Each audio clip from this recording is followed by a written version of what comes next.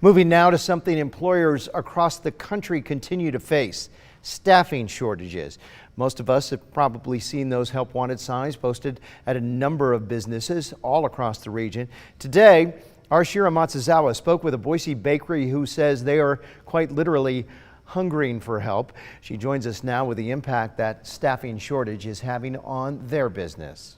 You know, Mark, I also spoke with the Department of Labor today, and they tell me the month before COVID started to impact Idaho, we had the lowest unemployment rate ever. But the following month, we had an all-time high rate. But they were actually starting to see a staffing shortage before COVID started, and it's just been heightened since, something one Boise bakery has experienced firsthand. Right now is not the time about thinking how to get rich, just to maintain. And maintaining business has been a struggle lately for Moshit Mizraki Gabides, who owns Janju Patisserie in Boise. She says while they've been blessed to be popular in Boise, a lack of workers has made it tough for them to keep up with the demand, something they started seeing about 6 months into the pandemic. You know, we started slowly losing more employees because of the pandemic, changes in people's life. Mizraki Gabides has tried to rehire, but hasn't had much luck. She says they hardly get resumes, and if they do, they come for an interview, then you don't hear back, or they start and then they realize it's too much, it's too hard. People got used to not doing much. As a result, the Boise bakery closed extra days. I don't think it's a money issue. I think it's more of a mentality issue. I think we're seeing a problem that people don't want to work hard, and this is hard work. What Janju Patisserie is experiencing is on par with what the Department of Labor is also seeing. Probably the easiest way to think about staffing shortages is to look at the ratio between job openings and the number of unemployed people in the state. Sam Wolkenhauer is the department's regional labor economist.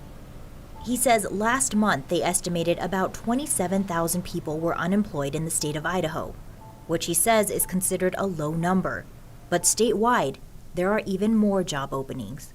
Just in the last 60 days, there have been about 47,000 job postings posted in this state.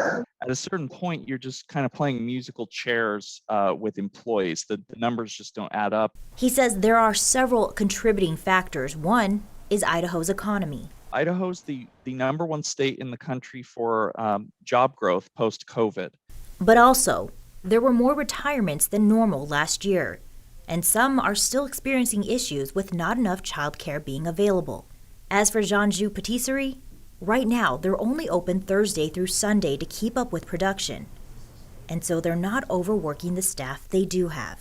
Because if we lose more people, we will have to shut down. My main concern is the well-being of my employees.